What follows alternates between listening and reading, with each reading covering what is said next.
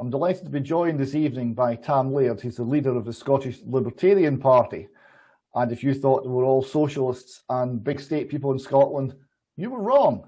Tam, welcome. Thank you for having me on. It's a great pleasure. So, as we look at these, as we go through a series of interviews with new political voices or different political voices, and my first question is usually, what made you take up the cudgels? What made you set up a party or join a party, lead it, when you're espousing an unpopular view, when it's a huge uphill struggle? What motivates you? Well, I've always been kind of, what's the word for it, pathologically heterodox. So even as a kid, there was one of those kids. The parents said, "Oh, everybody's out of step bar you. We're all wrong bar you. You've got. If we say black, you've got to say white." So there's a bit of that in me for a start. So I was never shy about having an unpopular viewpoint. I mean, try being a kid of about 11 years old in a classroom in the west of Scotland at a Catholic school and saying that you support Margaret Thatcher in a room, in an absolute school full of like minors' sons and grandsons. Believe me, that was no picnic. So I've always been used to having an unpopular point of view. I was, for my sins, way back in the SNP for some time, because I believed at that time that they believed in independence. Nothing could be further from the truth. That's been exposed through time. So when I binned the SNP, way back in the 90s, I've been politically agnostic for a long time. My attitude was no political party represents me and my point of view. And whoever I vote for, I end up with the government. And the government will tax me, and the government will make laws that I don't agree with, and it will enforce them on me. So I disengaged. I didn't even vote for a long time. I think I came back out the woodwork for a by-election, or it may have been for the yes-no vote. I don't know, but I can't even remember. But I came out of the woodwork to vote after years. I started to get interested in libertarian stroke anarchist points of view through online stuff I was listening to. Penn Jillette, the magician, actually was a big player in converting me to that kind of libertarian anarchist worldview. I was listening to a podcast at the time, I believe, by a guy called Neil Burtz, who was an American shock jock, kind of conservatarian. And he had one of those little political matrices on his website. You answer a few questions that tells you where you are in the political spectrum. And it kept coming up, right, libertarian. And I kept trying it again. The guy goes, this can't be right. Libertarian, that sounds too much like liberal. And my idea of liberal was obviously the modern idea, which is somebody who's leftist and progressive. And I couldn't quite buy that.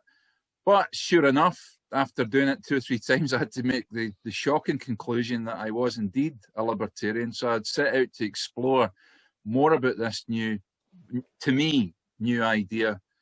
That brings us to the question. Right? A lot of people watching won't have a clear idea of what a libertarian is. So in the simplest terms, could you explain the philosophy? In the simplest terms, don't hurt people, don't take their stuff. Sounds very simple, but we're the only party who actually believes that. But no, make the state as minimal as you possibly can. And then when you've done that, make it as minimal as you possibly can again. Reduce the state to a night watchman, basically. It's in charge of, if it has to be in charge of anything, the police, the military, and the judiciary. That's it. That's its role. That's its remit. Nothing above and beyond that. Because anything beyond that, it starts to become intrusive, very intrusive, and it won't stop. It grows arms and legs, and it becomes a cancer. Right, now, of course, not hurting people and not taking the stuff, that's the basis of common law, cause no loss of harm, don't use fraud in your contract. Indeed. So a lot of people will be familiar with these ideas through that. Yeah. And one of my kind of intellectual inspirations was Murray Rothbard. I was saying to you earlier, I have a T-shirt that's got Murray Rothbard's face on it, and it says underneath, "Enemy of the State." I particularly like wearing that one on airline travel. I think that goes very well. And just don't fumble with your shoelaces on the plane while you're wearing. So he crystallized a lot of this as the non-aggression principle, right? So you're not taking up aggressive actions against other people. And whilst I'm personally, I wouldn't describe myself as a libertarian. I'm certainly being influenced by these ideas quite heavily on such issues as taxation as theft. And when you look at the impact of the state on how it collects power towards the middle the whole time, and it denudes the rest of society of authority, and it pulls in resources, and everything else becomes impoverished, and everything becomes meaner, and everything becomes politicized. There's a lot in there. I think there's a lot of truth in there. Could you maybe sort of expand on where you see it's particularly critical in contemporary Scotland and contemporary Britain that these issues are important and the state's having the greatest effect? Well, currently, obviously the big issue of the day is this insidious lockdown and all the restrictions that go with it. That is a crystal clear, huge manifestation, for me at least, as state overreach. It's a clear example of state overreach. There's some people out there, if we're to believe the polls that the media take, there's a great amount of people who actually support this. I don't think that's true. I think the greatest amount of people probably comply. But it's dangerous on all sorts of levels. It's dangerous to your liberty itself. It's dangerous to your ability to speak out, to gather, to protest, to have your own opinion and manifest it. And it's also dangerous to the economy. It's dangerous to people's health. Mask wearing is in of itself, in a prolonged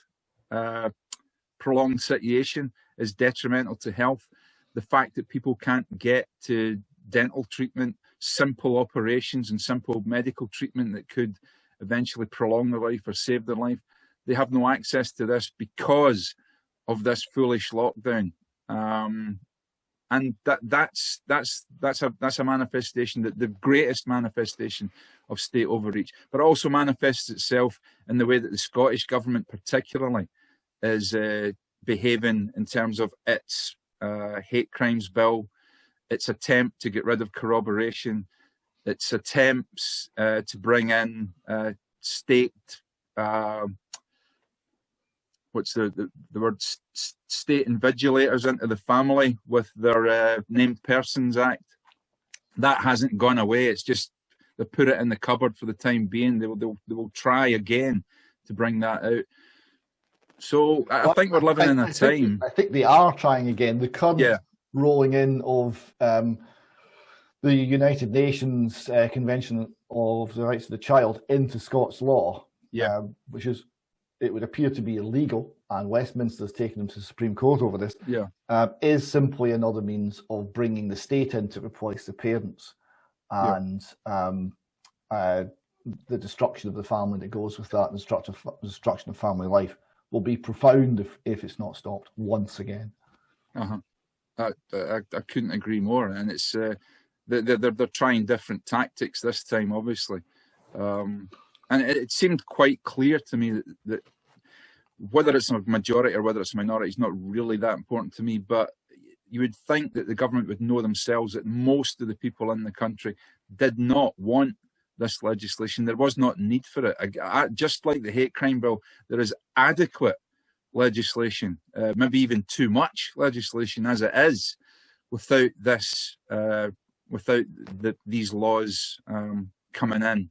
We don't need them, and I think in the end they will be detrimental. Certainly detrimental to the family and detrimental to the individual. So here's the position I see you in, right? You've come out of the SNP, the biggest state party, with the possible exception of the Scottish Green Party, that we have. Bear in mind that when I was in the SNP, they were still losing their deposits. Yeah, it's changed a lot. Actually, it's worth just mentioning this. I remember the SNP, and I'd be a small boy at this point, so we're talking mid-70s, okay? And I think they just started on Scotland's Oil, and they just started to make occasionally a small electoral breakthrough, and they had 1 or 2 MPs. But mostly they were also rans.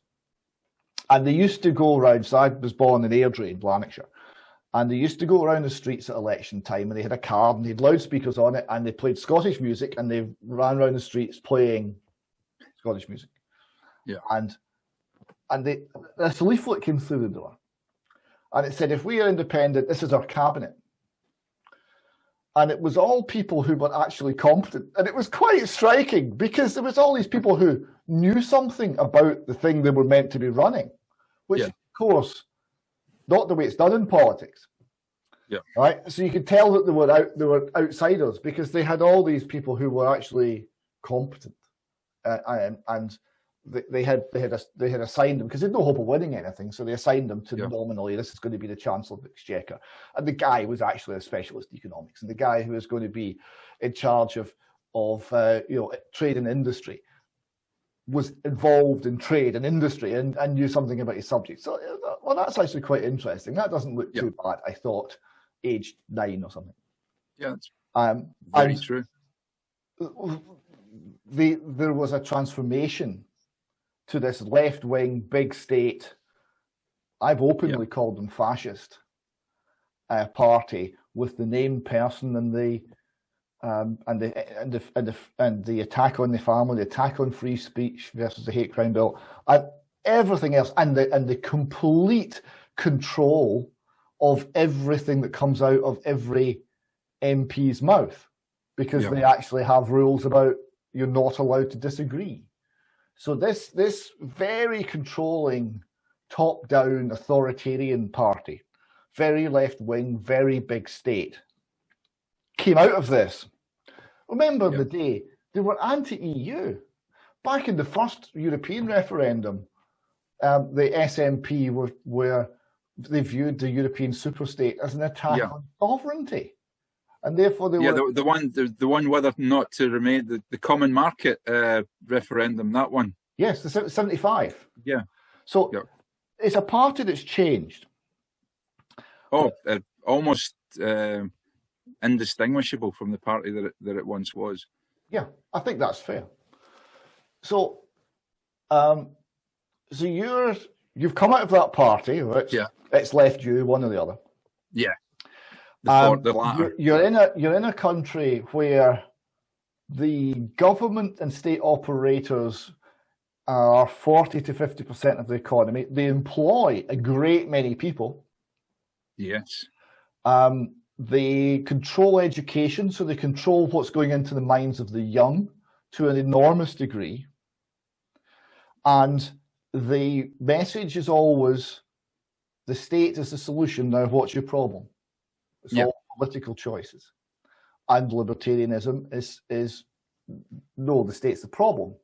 We're the solution, right? So how do you go about communicating to people who have not got much practical experience of how liberty might work to solve problems, to provide healthcare, to provide water, to provide roads, to provide transport, any of these things?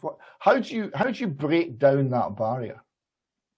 With a lot of patience, tenacity, and with great difficulty. It's a sair fecht, to use a Scottish term, and I don't A hard struggle. I'm not. For viewers outside Scotland, a hard struggle. Yeah, indeed. It's not a fight that I fight because I think I could necessarily win. I think the fight in and of itself is right. And I think anybody in our movement who isn't in it for that could be sorely disappointed. We have to, we're up against an absolute megalith. We have had 60 years or more of socialist stinking thinking in Scotland. It permeates every walk of life. And like you say, the amount of people, including myself, I have to say, who are dependent on the state for their livelihood, whether it's directly in terms of the NHS or the transport system, or whether it's in a tertiary or secondary level, whether you're a contractor, a private contractor, linked to the government, there is a hell of a lot of people with their nose in the trough, or they're just dependent on the state in one way or another. So you really are trying to sell Christmas to turkeys. So it's extremely difficult. But we're a party of principle, and you can either continue to try and sell those principles, or you can do what the SNP done 30 or so years ago and completely sell their soul in order to get seats and to get into government. If you dance with the devil does not change, the devil changes you. And we're aware of that in this party. It's great getting votes, it's great getting people elected, but it's not the be and end all for us. We're primarily didactic. Taking part in elections is one way of getting our message out there, but it's not the only way. Get it out on the internet, get it out by talking to people, get it out by having meetings, and although difficult as that is at the moment, try to permeate your message out there. So I get the difficulty. Okay. Yeah. I'm an Austrian economist. I follow Austrian economics. I read a lot of Austrian economics. Yeah. And I follow the Mises Institute, and so I've which is a similar and kind of related via Murray Rothbard and similar thinkers, a kind of related line of thought. Yeah. Now, what they found was they had a very long, lonely struggle for a lot of years, and they didn't compromise because their intellectual master, Ludwig von Mises, didn't compromise. And that's the line they were following. And when the crisis hit, and in this case it would be the 2008 financial crisis, the Great Recession, and everybody, all of the mainstream commentators said, economy will be fine, don't worry about a thing. The housing market downside is contained. Right? And then they were marching up to Congress and saying, give us $750 billion now, or they'll be blood in the streets tomorrow. Okay. So it went quite quickly. On the September 11th, which, as it happens, interesting date. Mm-hmm. And when people looked around for someone to explain what had happened, the only people with a rational explanation say, oh, we can tell you what happened, we can tell you why, we can tell you what the wrong decisions, and we can tell you what should be done to get out of this. Were the Mises Institute. So they had a huge move forward. So in maintaining an intellectual honesty, they didn't buy themselves any friends. They didn't buy many tickets to university professorships. They didn't get any access into Harvard and Yale. They're little colleges in the middle of nowhere is where they tend to teach. But when the crisis came, they had a rational, detailed, precise explanation of what was going on, and no one else did. So there was an opportunity there. So although your say effect is a hard road to follow, there can be times when there are opportunities, and I'm looking at the current way that the economy in the country is being run, and you're thinking, well, this is not sustainable. This cannot go on.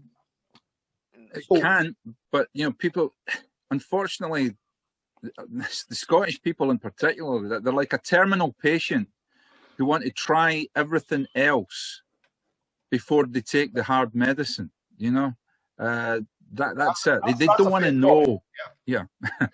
They don't want to know about austerity, because we have no austerity. That's first and foremost. There is no austerity. The Tories have spent more than any socialists ever did.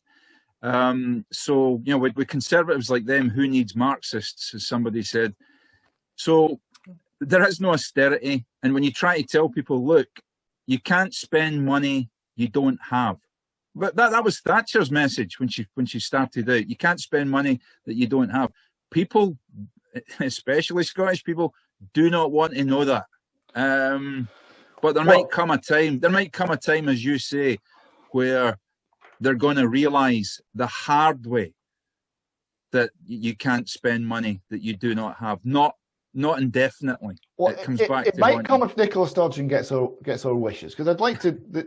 The one area, we've done a lot of agreeing here, which is lovely, but probably the one area we don't agree on is over Scottish independence. Now, I'll give you my view, and then if you could criticise it and let me know where you see things differently. Okay. I had an interview with Adam Kukesh, the Libertarian candidate in America, in 2014. Because the general Libertarian view of Scottish independence was, we support Scottish independence because if you take a big state and you divide it into smaller states, liberty increases. That was the analysis. It didn't go much deeper than that, but there's a rationale to that. Because if you have lots of little states and someone says, well, I'm going to oppress my population, I'm going to tax them very heavily, then the population says, well, it's nice over in that neighbouring state, we'll go over there. Yeah. And because like principalities in Europe in the Middle Ages, that kind of thing. Yes, exactly so. So you end up with a lot of constraint in what the tyrant does. This is why the New World Order idea of a single world government with a single world army to enforce its will is profoundly worrying, because there's nowhere else to go. Yeah. So I get that, and I agree with that. I think that analysis, as far as it goes, is sound. And you would take that right down to the village level, because if the village said we just want to run our own affairs, why shouldn't they? Right. So take it further, David, right down to the individual level. If you want to run your own, right down to the individual, right down to the household, and that's the libertarian viewpoint. So I get that. Now, so the Misesian Austrian school economists tended to be pro-Scottish independence, and all the libertarians, for the most part, tended to be pro-Scottish independence. So I got interviewed because here I was, as they described me, a hardcore Rothbardian, which is mostly true, who was anti-Scottish independence. And they said, well, why? So, well, we've got a problem here. Because what's being sold to the Scots, isn't independence, right? Correct. It's membership of this thing called the EU, which is a superstate, worse than the UK, bigger than the UK, more remote, less able to be controlled by anything that any individual in Scotland might think. So that's problem number one. And problem number two is the selling of socialism. And that's the road to serfdom. And that just does not work out well. It works out in serfdom. It works out in slavery. It works out in people being oppressed by the state and blaming someone else, and then probably a war. It doesn't go well. It never has. And I said, look, we've got this thing called the SNP. They're working up what will be offered to us as a constitution after. We don't get to see the Constitution before we vote, but afterwards we're going to have some sort of chit chat about what the Constitution should be, and we're going to be offered something, and it's going to be horrendous. It's going to be every politically correct, culturally Marxist idea you've ever seen. It's going to attack the family. It's going to destroy free speech. It's going to limit us in every way possible. The place is going to be horrendous. And any Scot with a clue will leave. And I love my nation and I don't want that for it. And critical though I am of Westminster's government, and by here we are, this is worse. And I don't want that.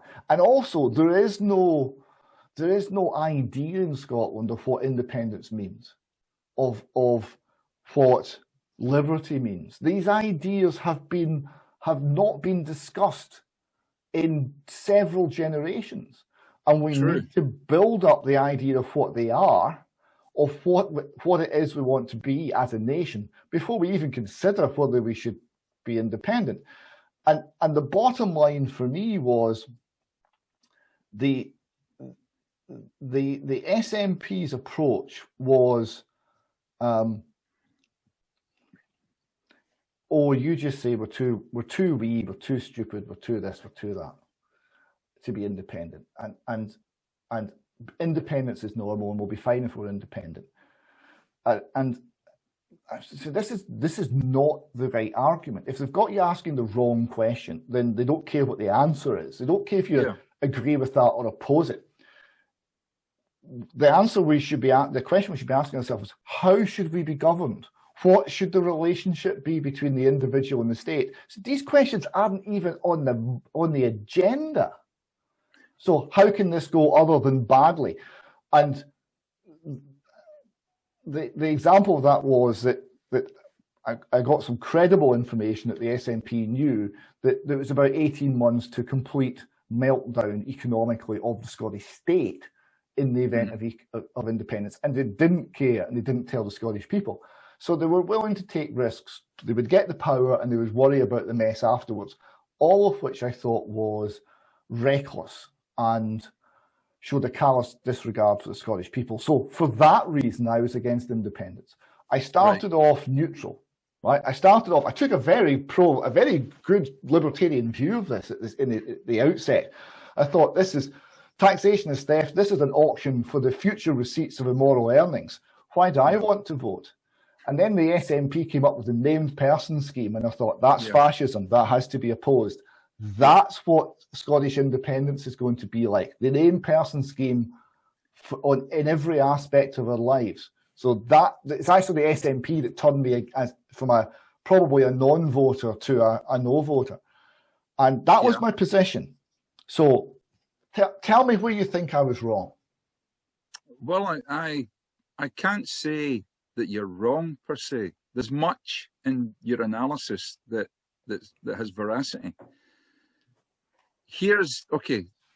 First of all, I think there are two principles at work here. I don't believe in Scottish independence any more than I believe in Scottish justice, Scottish economics, or Scottish free speech. I believe in justice, free speech, economics. They're not peculiar to Scotland. So there are two principles. There is the principle of self-determination, and there is the principle of union. If you look at somebody like Ruth Davidson, she is consistent in her principle of union. She believes in the United Kingdom, and she believes in the European Union. She probably believes in the United Nations, and if at some point there's some effing intergalactic union, she'll probably be for it, right? Because she believes in the principle of union. I believe in the principle of self-determination, and I am consistent in that. So therefore, I believe I voted to come out of the EU, and I voted the last time round, at least, for Scottish independence, even though I know in the back of my mind that that is not what the SNP are promising. But the principle of self-determination is what I believe in.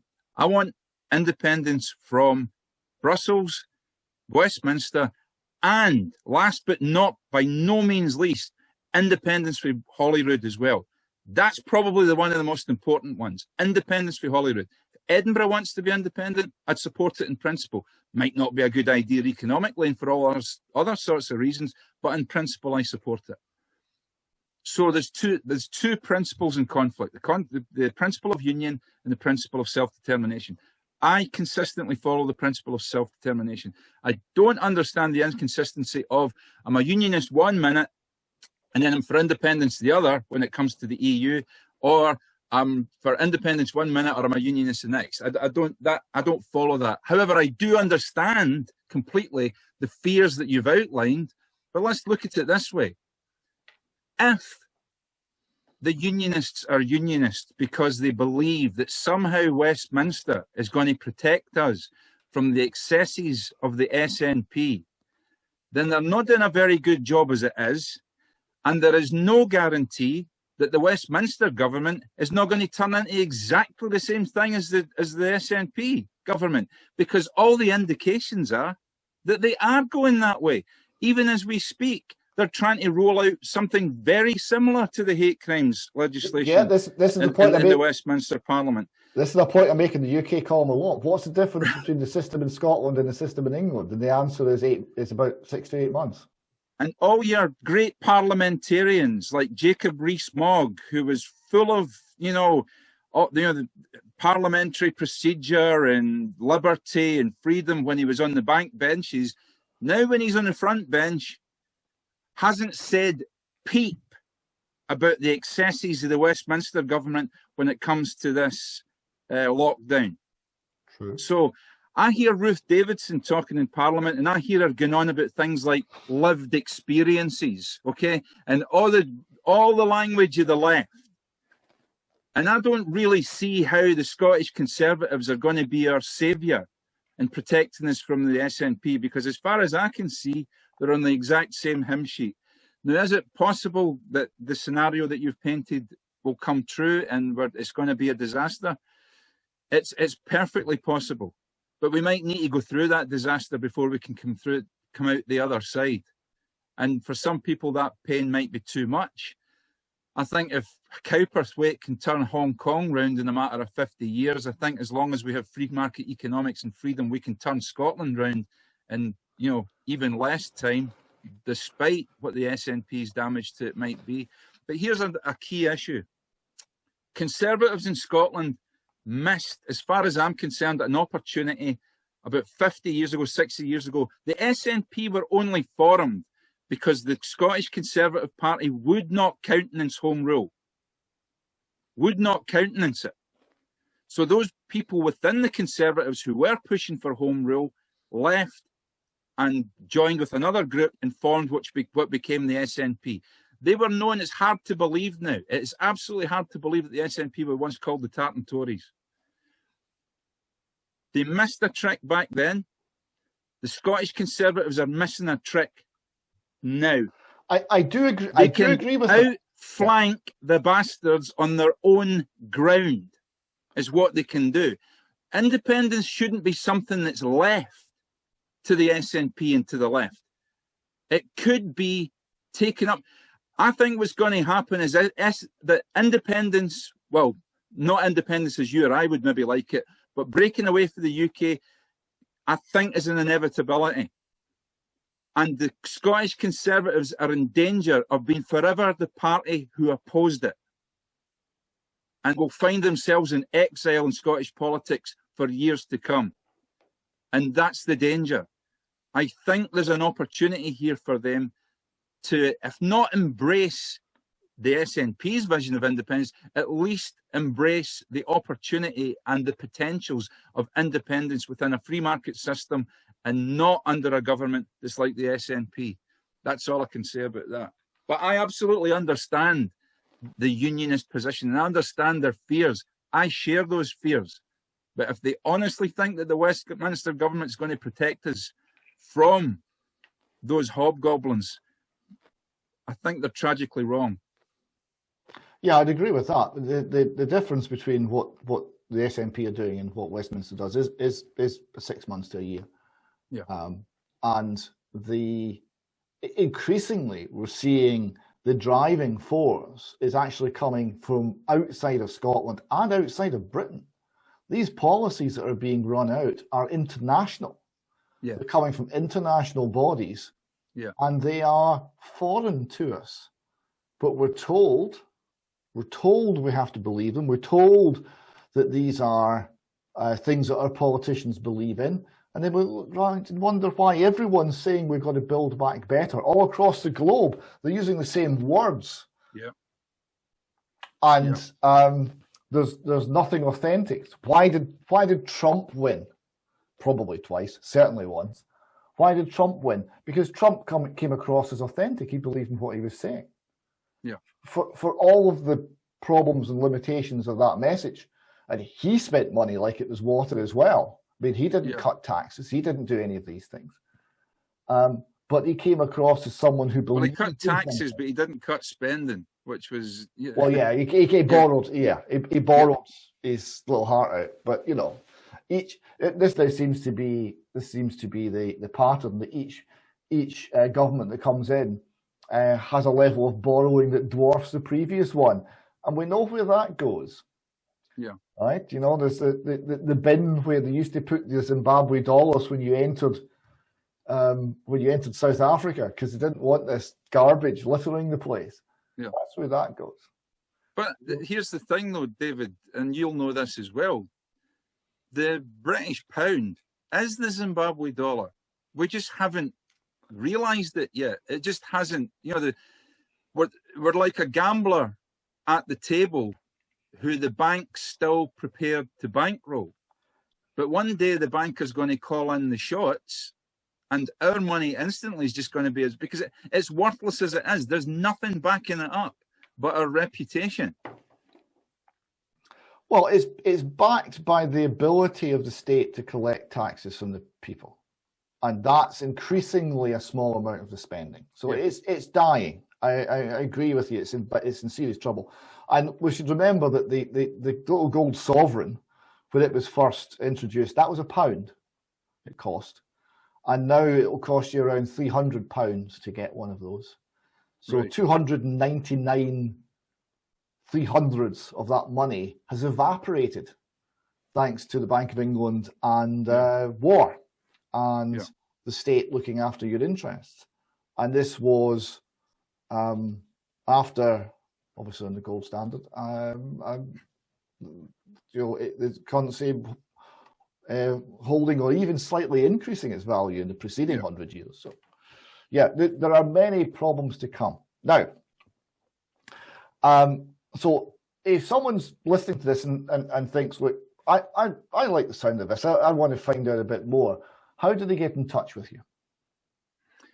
Well, the first port of call would be www.scottishlibertarians.com, and that's our website. On there, you will find pretty much all the information that you need. There's a button for donating. It will give you there's a list of our candidates on there, where they stand. Our manifesto is also available on that site.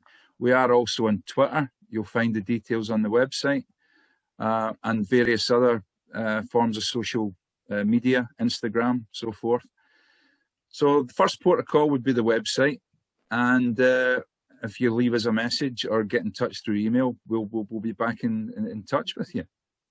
And how many candidates are you fielding? Have you got someone in every region? We have at least one in every region, but in most two in every region. We also have 9 constituency candidates, including Edinburgh West and Central. I'll be standing in Edinburgh Central against Angus Robertson. We have a candidate, Alan Finlay, who's standing in Pollock against Hamza Yusuf. He's not the only sort of free speech candidate standing there, though. I think Leo Kerrs, who's a dyed-in-the-wool unionist, he's also standing in that constituency. We have a candidate in Aberdeen South. Sorry? He's... the comedian, yes, right, conservative comedian. Yeah. He's standing for, I think it's Reclaim. Reclaim, that's it. It's not Reform, it's Reclaim. He could be their only candidate in Scotland, I'm not sure. Yeah. Certainly their only constituency candidate. So we have one in Caithness, Sutherland and Ross. That's a constituency candidate. Kilmarnock and Kirkcaldy and Dumbarton. So, but you can find that there's a full list of our candidates on our website. So, yeah, you get for the first time. This is historical, actually, a historical event, because this is the first time in history that people in Scotland are, wherever you are in Scotland, you'll be able to vote for a Libertarian candidate. Well, that's a milestone from where you started not that long ago. So congratulations on that, and I wish you all the best. Thanks very much. And hopefully we can talk about how it all went and what life was like on the hustings, if you're allowed to have hustings these days. And perhaps, are you speaking on May the 1st in Edinburgh? I believe so. I've been invited, so that'll be I'm looking forward to that. Can I just also say as well that the current salary for an MSP is 64k.